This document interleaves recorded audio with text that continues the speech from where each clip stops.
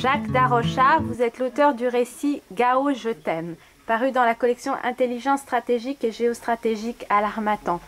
Donc Gao, où est-ce que ça se trouve? Alors Gao, c'est une ville du nord Mali, à la frontière saharo-sahélienne, une ville de 60 000 habitants qui est composée d'un ensemble d'ethnies venant donc du nord, à la fois du nord et du sud du pays, donc multiculturelles. Et pourquoi alors, qu'est-ce qui vous a inspiré ce livre Gao, je t'aime? Gao, je t'aime, en fait c'est le parcours atypique de ma propre fille qui, suite à un voyage initiatique, est arrivée aux portes de Gao, que l'on franchissait par un bac, et cette ville ouvre ensuite sur le désert, sur le vrai Sahara. Elle a été conquise par cette ville, elle a décidé de tout mettre en œuvre pour s'y installer, et elle y est arrivée.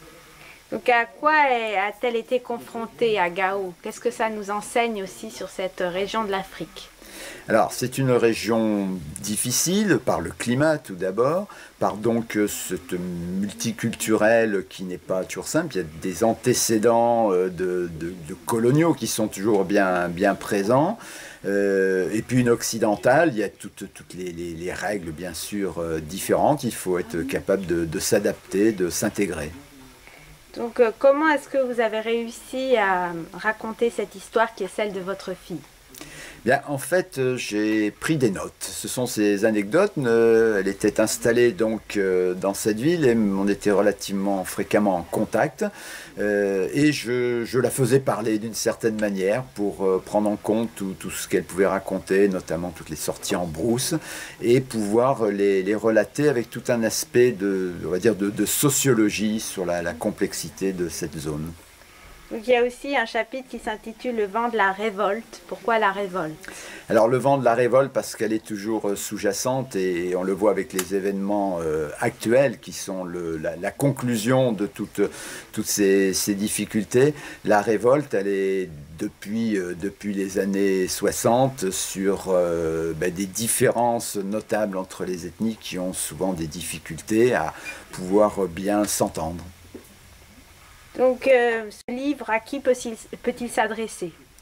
Alors, ce livre est un public large parce qu'en fait, il y a tout ce parcours atypique d'une jeune femme, il y a toute l'analyse de ses propres sentiments, des contradictions et d'arriver à s'intégrer dans un univers qui n'est pas le sien à la base.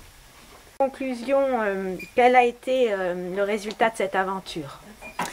C'est une aventure très enrichissante pour elle et également pour tout son entourage qui a suivi toutes ces péripéties, avec une conclusion un peu dure puisqu'elle a été évincée de la ville comme toutes les autres personnes du monde de l'humanitaire notamment, avec les événements que l'on connaît.